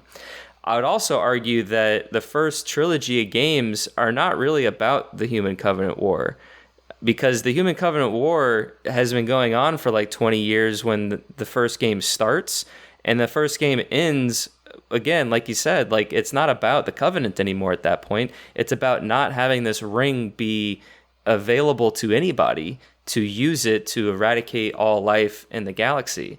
And then Halo 2 is all about the Great Schism, and that's why we have the Arbiter story, and it's all about the fracturing of the Covenant and that being completely like dismantled, and it's not really about the humans anymore. Well, not anymore, because they do come to Earth, and so there still is like the fight, but it's all the end of the war, which I think would be an interesting thing to showcase on screen. And maybe that's what we get in your pitch, to where we get ring stuff and the Great Schism and the collapse of the Covenant, and we kind of get those stories told at the same time, or at least start to being told, that maybe leads into Halo or Season 4, for instance. But I would just be, I wouldn't go so quick to say that we need to get off the ring so quickly now that we're on it. But I do agree that the writers need to be careful to where, yeah, we're not just camping on the ring and we spend all this time and it becomes, 6 seasons of Lost where everyone's still on the island. I love that show, but like, yes, you're stranded on an island. You can only be stranded on an island so long, and that's why they have all their flashbacks to tell stories and do different things. But yeah, that's kind of how I would respond to it. I think you have some radical ideas which aren't bad. I just think there might be some, maybe use some of those and we use some other ones. Well, the thing that I fear about us spending time on the ring is we have a lot of characters and stuff that they're not necessarily going to have anything to do on the ring. Yes, and it's just going to kind of suck all the energy out of whatever else is going on in the universe, which was kind of the point of the ring. The ring is the, oh, dang it moment where humanity and even the Covenant realize, oh, no, this was a bad thing. This is a bad thing. When the Covenant get infected, they try and destroy the Flood and all that stuff.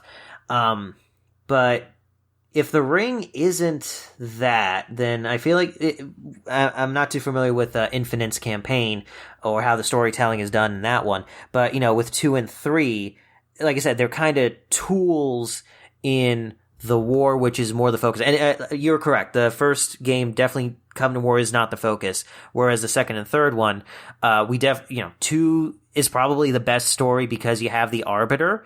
Because he has the best story of anyone in these games. And 3 is more of a...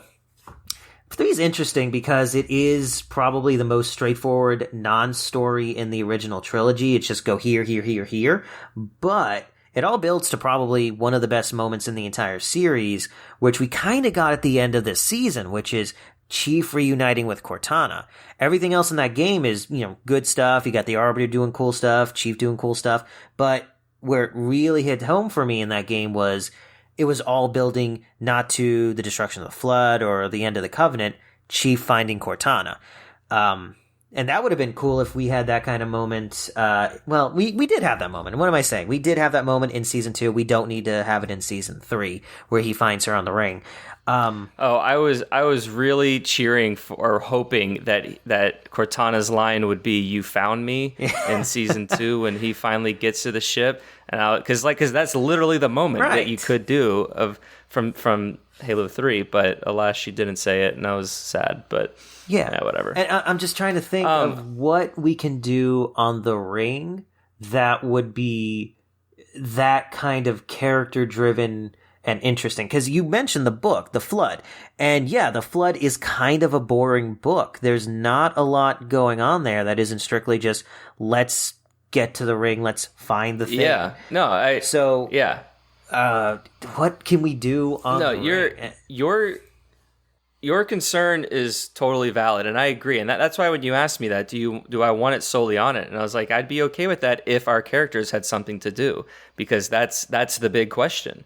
Because as soon as they don't have something to do, it gets mundane and slow and boring, and we lose our interest. So it'll be interesting to see how the writers go about undoing it. And I think keeping the stories separated, and you have your ring story and your off-ring story, is an easy way to do that. And like I said, it also lengthens the story, because now you're not telling the ring story for all 50 minutes of an episode. Now you're only telling it for 20 or 25. So then you can span those 25 minutes, or you can repeat those 25 minutes over every episode.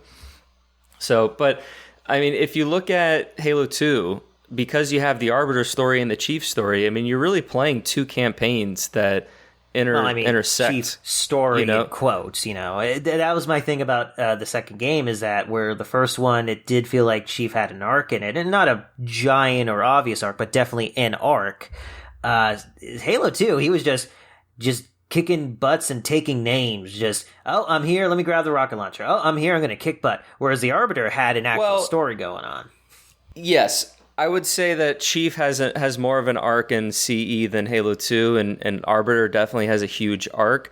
I mean, part of Halo 2 is kind of the one dimensional, just like, oh, I'm here to fight against the Covenant and and save Earth. I mean, that's kind of what Halo 2 and 3 really are, is that I'm Earth's savior and I'm here to save the day, and you are just fighting and fighting and fighting.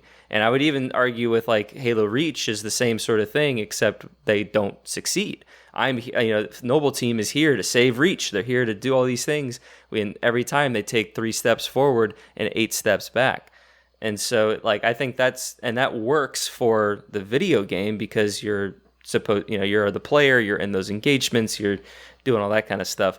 But yeah, it'll be interesting just how they translate that into a character-driven television series that takes place on this ring. And that I hope the best for them.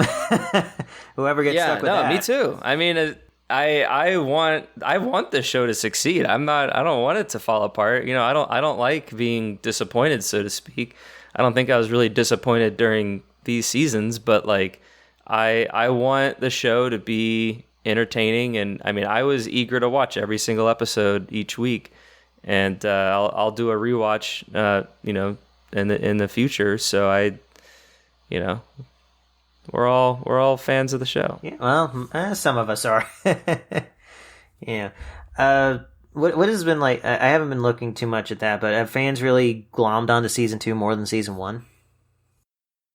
It's all very mixed. I mean, if you go on the Halo Reddit, then a lot of people condemn the show and they're like, "Oh, it's not what Halo is." But if you go on the Halo TV Reddit, that's all about the TV show, then that's where all the fans are. And a lot of people are saying, "Oh, I really like this," or "What do you guys think about this?"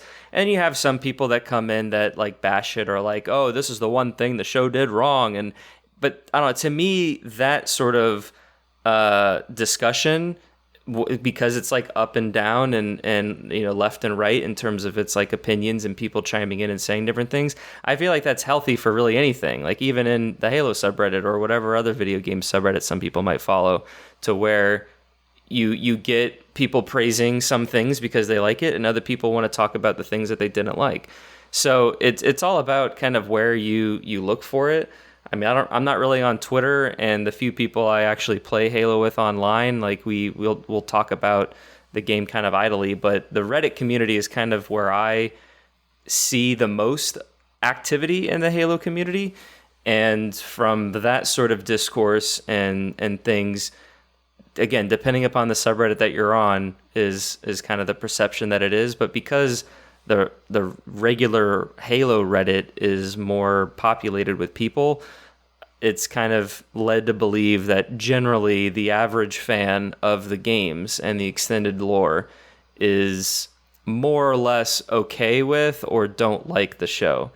The people who really love the show are fans, but also non-fans, and they seem to be a smaller vocal minority than the maybe more vocal majority over in that other subreddit. Yeah, I mean, when I try to go to the Reddit, it's a lot of noise, not a lot of signal, so it's hard to get a beat on how people That's another feel. thing. I'll read some of those stuffs, and I'll I got one to read to you, I don't really care. I'll read someone's opinion, and they'll just kind of ramble, and then I'll read some of the comments, and I won't care enough to kind of stay in the conversation. Or at least not really participate, but I mean, just to kind of like, I don't really want to interact with it by like reading it. But in all, like, I think it's good that people are talking about it. I have chatted with some of my other like coworkers and stuff who work on the TV show that I'm working on. And like some of them are like, "Oh yeah, I've watched the Halo show. I think it's great." And my buddy's been watching it. It's been great. So I mean, other non-fans enjoy it as a sci-fi show, as an adaptation. So I think, like I said, generally, I think the show is in a positive light. I think people who are watching it are enjoying it, and the people who aren't enjoying it are just not watching it. Can I read you my favorite comment that I got on Reddit? So Sure. I was trying. So I went on there, trying to find some discussions that were interesting and get my ideas out there. And, a lot of, positive conversations. And I want to paint everything on there as this. But this is my favorite comment. And this is from someone. The context is that I was trying to make the point that I've been making a lot here, that when adapting a TV show, you have to make something that fits the medium. Right. Which I would agree with. Their response: why do you I already screwed it up. Why do you gobble down dog shit because it has Halo slapped across the screen? Why do you excuse a story that contradicts the entire premise of the games and the world they pull from? Why are you satisfied to wade in shit when you could have had an oasis? And this guy's brilliant idea was to take like the first 4 or 5 novels and turn those into seasons of the series. And I'm like, you can't. Right, we're gonna go from one period in time to another period in time, then we're going to go back in time for Johnson, then go back to the present, which may or may not contain Johnson. And I don't know, it's when I hear fans make a comment like this, it's that the series is not matching their level of enthusiasm for the material. And, while I can understand the reaction to something that they hold in high regard not getting the proper weight it deserves, there's a certain amount of bias in how these fans are engaging with the source material, as we've talked about. There are incredibly tight restraints for something like a TV show. I'm sure you can speak on that. But, these fans have 2 decades of books, games, and other sources of lore to draw from. And for the most part, they are self-directed. They get to decide what they engage with and to what extent. And so I think there's a certain amount of resentment when someone comes along and says, well, we have to decide what is important for telling the story, and they choose something that the fans or this whatever individual fan doesn't feel was the most important thing.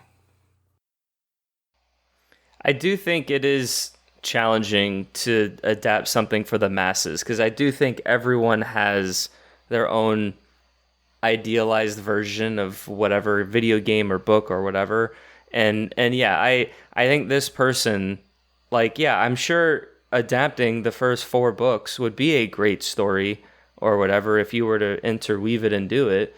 But like, that's also not what you think of when you think of Halo. Like, when the first thing that comes to mind for me when I think of Halo is Master Chief and the ring. Those are like the 2 things that go together. But like, there are hundreds of stories, maybe not hundreds, but maybe dozens of stories that don't even include the Chief, right, that are really good because, or not good in the case of like Nightfall and stuff. But and so yeah, like it's a lot of different opinions all kind of muddled together, and that's why it's stuff like that I kind of just gloss over, and I'm just like, okay, you don't have a valid opinion, you just are just kind of saying dog shit a bunch of times. Yeah. But yeah, I feel like there's a lot of people out there that say that, and that's just who these anonymous people are on the internet. So it's hard to really say like how much that person represents other people in the Halo community. It could be a lot, it could be not a lot, but yeah, I would say a good amount of Halo fans, like a good at least, yeah, upwards to half maybe, like, are just not a fan of the show, and some of them are okay to just not watch the show. Like, I've seen plenty of comments and being like, yeah, the show's not for me, and that's like all the comment is, and I'm like, okay, they watched it, they don't like it, there you go. Happy ending. Happy ending for everyone involved. Halo Spartan Assault, that game, it's not really for me. But that was kind of a weak example, but anyway. So we're approaching, we've hit about the hour 30 mark. I want to start kind of wrapping things up. Is there anything else that maybe we glossed over that you want to circle back to, or maybe anything else in your notes that you wanted to kind of touch on, or any other wild season 3 theories you wanted to throw out there, and we'll save it to the archives and see what happens in 2 years? Well, okay, so we got a few things that they did change as far as continuity that would possibly make some interesting changes to the next season. First is that we have 2 Reclaimers this time and not just 1. So what they could probably do early on is have John and Cortana realize the evil that they've stepped into. And so instead of 343 Guilty Spark or whoever leading John around, he'll align with McKee. So that would at least give something of an antagonist to chase after in the story, in the CE story. Where, I mean, if you think about it, CE, the antagonist is 343 Guilty Spark to an extent, but it's really the ring itself, the idea of such a disastrous weapon. Yeah, I think it's the threat of what the ring is capable of. Yeah. Is the antagonistic force, and the Flood are not really trying to stop it. Well, no, because the Chief doesn't want to ignite it. So the Flood aren't necessarily trying to prevent Chief from doing what they're doing, but the Flood are just kind of, they're just out to kill everything. So they're just a force. They're just an obstacle, really, that Chief has to overcome. But yeah, I feel like the true antagonist of the story is the potential capabilities of the ring if it were to ignite. And so now we have something else that we can start with in the next season, with McKee being kind of the antagonist. Though whether she can guile her way into being part of the Covenant again is a question. Is she just going to be alone with the Reclaimer and being protected by Sentinels, or is she going to work with the Covenant again? I feel like she's on her own. I think in her conversation with Chief, when they were having their like telepathic artifact sort of connection, what is it? I think that was the beginning of Thermopylae. She said that, like, you know, you should come with me. We should rule the ring. Like, it is our birthright. And I feel like she has sort of a god complex to where she doesn't want the Covenant. She doesn't want humanity. She wants to be the ruler and keeper of the ring and effectively hold the mantle of responsibility, if you want to go deep into that sort of realm. You know, maybe as far deep into the lore as that, but at face value, I think it's just that she wants to be the one in possession and control the ring. Now, does that mean she wants to ignite it and she wants to go on what the Covenant call the Great Journey? That I don't really know. I don't know if she thinks there may be a different great journey ahead of her now being the ruler, so to speak, of the ring. But I kind of see her taking the shoes a little bit of what kind of Tartarus was in Halo 2. Because Tartarus was acting on behalf of the prophets. He was there to want to ignite the rings, and so we wanted to stop him from doing so. But because he wasn't human, he couldn't interact with anything. So he needed Miranda to do all that. Well, McKee is a blessed one, so she's able to interact with all the Forerunner artifacts. But because she wants to control the ring, she is at basically the mercy of 343, the Monitor, to just either allow her to do these things or to not. So it'll be an interesting sort of like three-way dynamic between McKee, Chief, and the Monitor, because the Monitor, the Monitor is very helpful to ignite the ring, in the sense that, like, that's what its purpose, I guess, has been, is to help Reclaimers come and fulfill their destiny to do all this without really knowing what. Well, I guess the Monitor does know what it means, that the protocol is. Oh, because when the Flood breaks out, 343 is always like, oh, well, the protocol, we got to do this, right. And we have to, so yeah, it'll be interesting how that's interpreted, I guess. But yes, I do think McKee will be an antagonistic force that she hasn't really had. She's had a little bit in the first 2 seasons, but I think it will be the most, I guess, of a force. But that's also a whole nother question, because what's special about McKee outside of her being a Reclaimer? Like, she's not trained in combat. Like, yes, she has small energy stored dexterity with her fingers, or when she killed that other elite. But she would lose to a fight with Chief instantly if Chief actually fought her. So like I'm curious how they're going to solve that problem. Well, that's where 343 But comes into it, where in this season, or even, well, a little bit in season 1, but definitely in season 2, her deal was that she was manipulative. She was able to convince the Arbiter to, follow her lead. And I don't know, it's kind of easy to convince an Arbiter to do something. If you told them that making a ham sandwich would restore their honor, they'd probably believe you. But that's kind of what I see her doing with 343. Guilty, or whoever it is, that she's going to be enthusiastic about whatever it is that 343 wants to do, and is going to, I guess, stroke its ego or whatever to get it more on her side. Oh, you do understand about these protocols. I'm glad someone here knows what I'm talking about. And so that's going to be where her power comes from. She's able to, even if she's not physically strong, she can manipulate people into doing things that further her goals. And so she's going to have the power of the ring and the sentinels and whatnot on her side. Yeah, no, that's very true. I didn't think of that, but that is exactly what could happen, to where now Chief has to wade through these sentinels that are protecting her. So yeah, I could see that. And I guess the other big change is that the Flood is not contained on the Halo at this point. So the idea of containment is already kind of a lost cause, and that was two goals of blowing up the ring, was to make sure no one used it and to make sure the Flood doesn't escape. Well, the Flood's already escaped. It's on Onyx. So are we going to... Yeah. Could that possibly be a moment where John considers using the ring? Where, the Flood's already gone, it's going to do this. Maybe we do need to use the ring. So that could be a conflict that they have on the ring, but how many more conflicts like that are we going to have? Like, are we just going to have battles to get MacGuffins? Is there a lot of space for character interactions?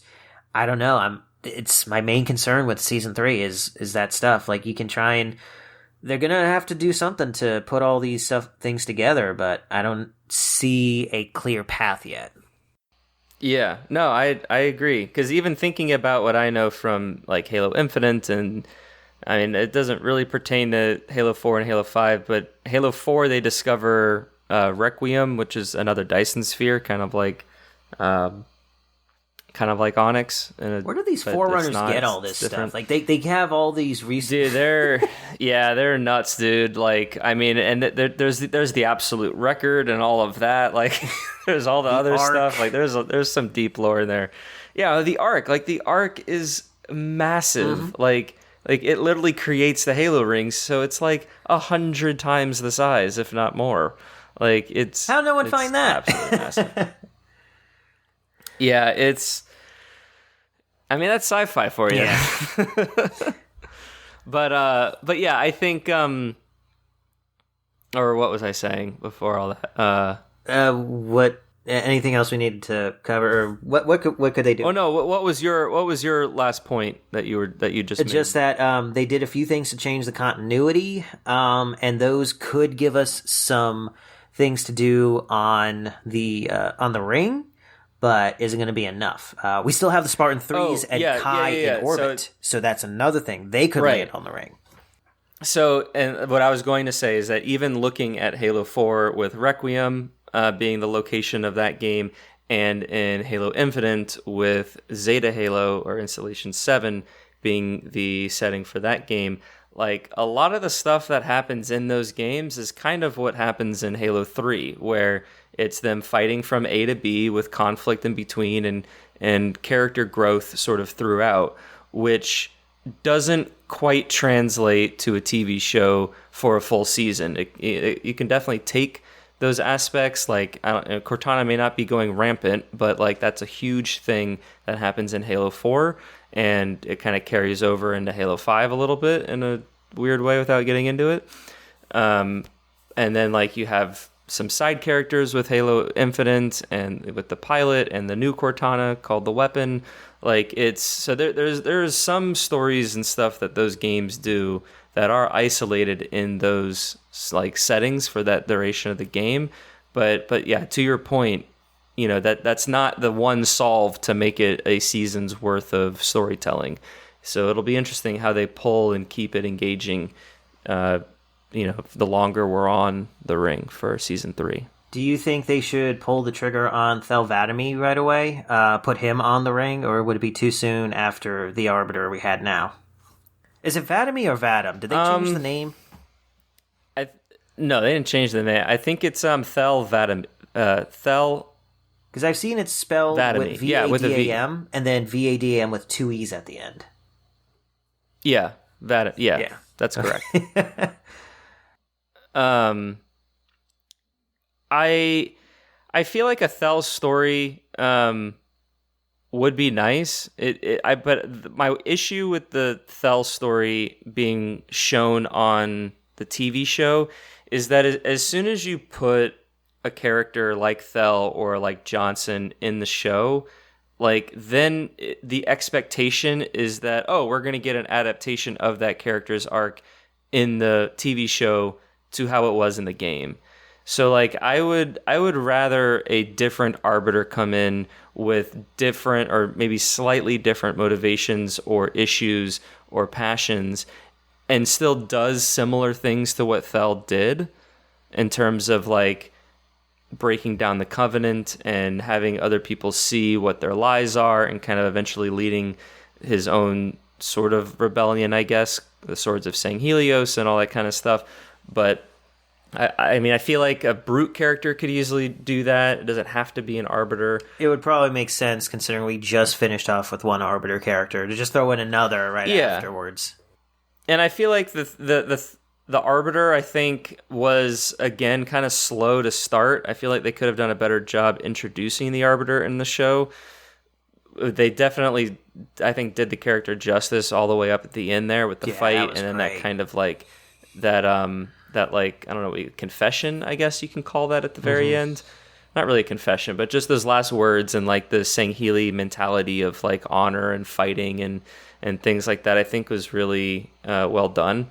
So I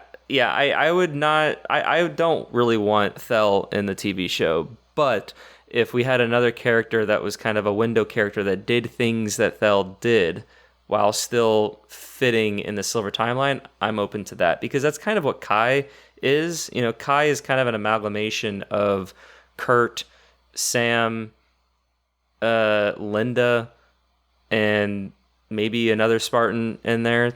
But it works because Kai is who Kai is, and it's just that she's just doing these other things that these other Spartans happen to do in the core canon. Yeah, and I hope she comes back. They wouldn't have bothered showing her armor unscathed if they didn't at least want to have the window open for that. They could have put we saw Halo Chief CE make a recharge landing blooper onto a planet in his suit. She's fine. Yeah. And I mean, honestly, Linda was floating. I mean, well, Linda was in a cryo tube, but when when the ring was destroyed, I think her cryo tube was just floating in space, and it got picked up by somebody. I think that happened in First Strike. I think probably that was the one where they got it was like a retcon after, like, let's kill all the Spartans. Then we got Halo. Let's bring them all back. Yeah. So. But yeah, I'm excited to see what it becomes. I hope I don't have to wait 2 years for the show, but I wouldn't be surprised. And it just kind of is what it is. But I definitely want to see where they go from here. They still have a fantastic cast. You know, Pablo Schreiber is so great. Michelle, the person who plays Halsey, you know, she was great. I hope they find some way to bring her back, because she was the best character in there. And I even like McKee. McKee's really interesting to me. I know a lot of people don't like her character, but I really enjoy pretty much every tortured step she has to take to figure out what it is that she really wants. Yeah, she's great. I'm a fan of Miranda. I'm a big fan of Perez. I like Perez and how she's kind of grown throughout the season, and I want her to kind of see more of her in the next season. Ackerson, I think, was a really good actor. His character was kind of a little odd in some places, but as a whole, I think he did a great job, and I'm interested to see what he does. Same thing with Soren. Like, Soren was great. So yeah, there is a lot of good talent in this show, and I just want them to keep doing what they're doing, and I just hope that the writers, it's all in the writers to make us care at the end of the day, that they're able to do things and say things, because I think the acting is great all around, really. Yeah.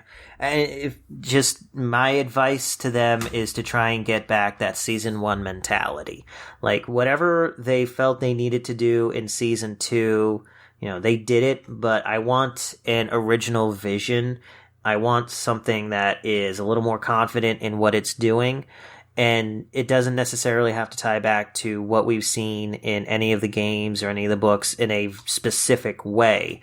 We want new stuff. Like, we don't want Halo 7 or whatever to be just the same thing that we got in the last 3 games. We want new experiences. That's the fun of a franchise. You don't just repeat the same thing over and over again. Yeah. Neither should the TV show. And the bold steps it took in season 1 and the attempts at bold steps in season 2, let's hope they find what it is they've been looking for and they knock it out of the park with season 3. And, I am probably going to be wrong about all of my concerns. I hope so. Yeah, you never know, man. I just found it really interesting the way that they decided to end it in the season, and we'll just have to see what they do next. If I'm sitting down watching the opening to season 3 and the ring blows up, I'm gonna shake my head and say "son of a bitch," and I will immediately email you and we'll talk about it. I will do a little dance, all sorts of dances all over the place. I got it right. I got it right. Wow. So, well, Matt, this was a great 2-hour show. I'm so happy that you reached out and you're a fan of the TV show. Like I said, probably at the beginning of the show, or maybe in our little behind the scenes stuff in the beginning. I just love talking with different people about Halo as a franchise, because I'm in love with this franchise, but also Halo the show because I'm a fan.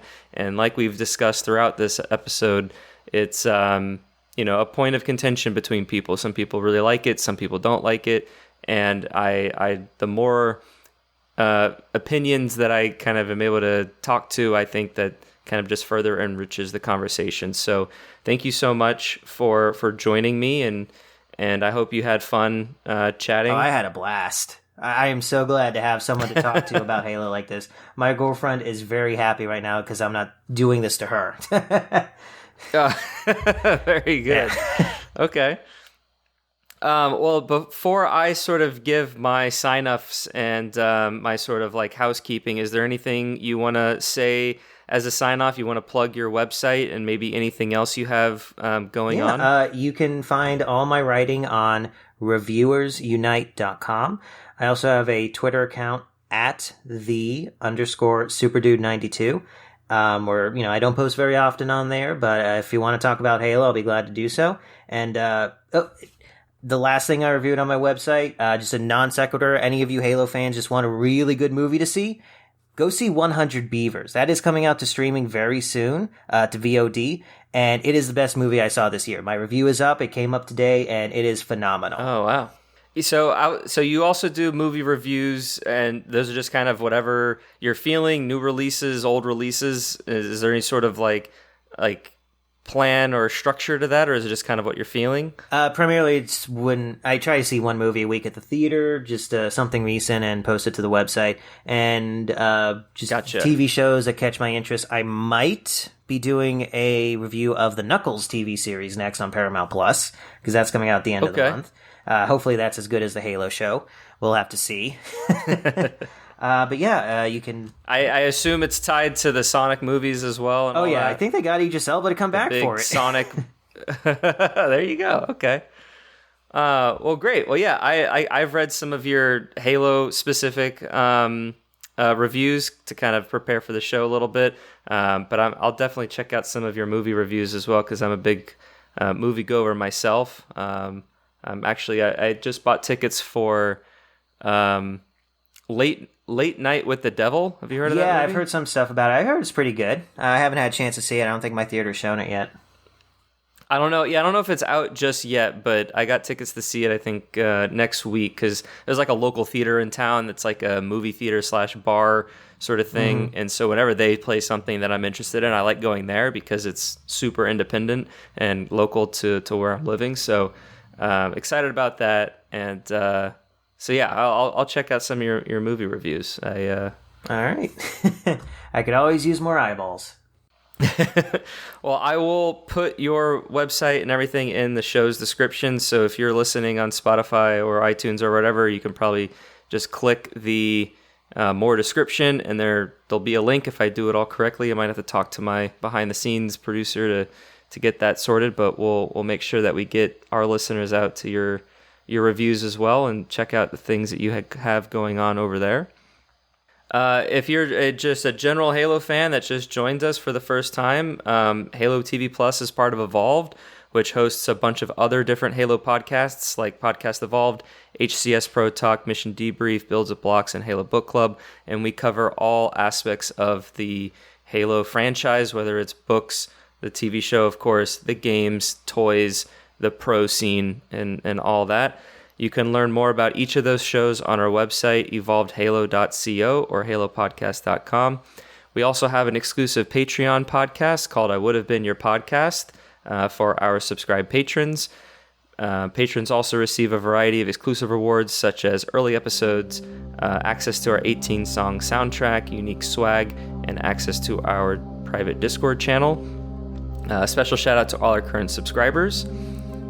Also, if you're new to Halo TV Plus, all of our commentary and analysis episodes are live for all 8 episodes of Season 2 and all 9 episodes of Season 1 that came out 2 years ago.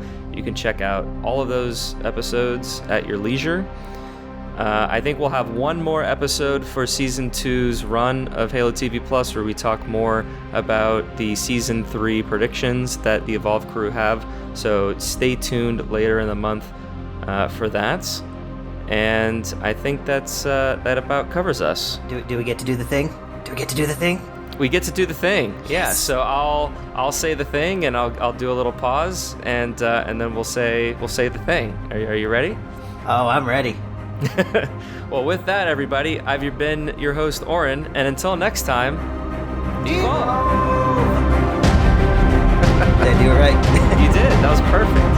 All right. Yes.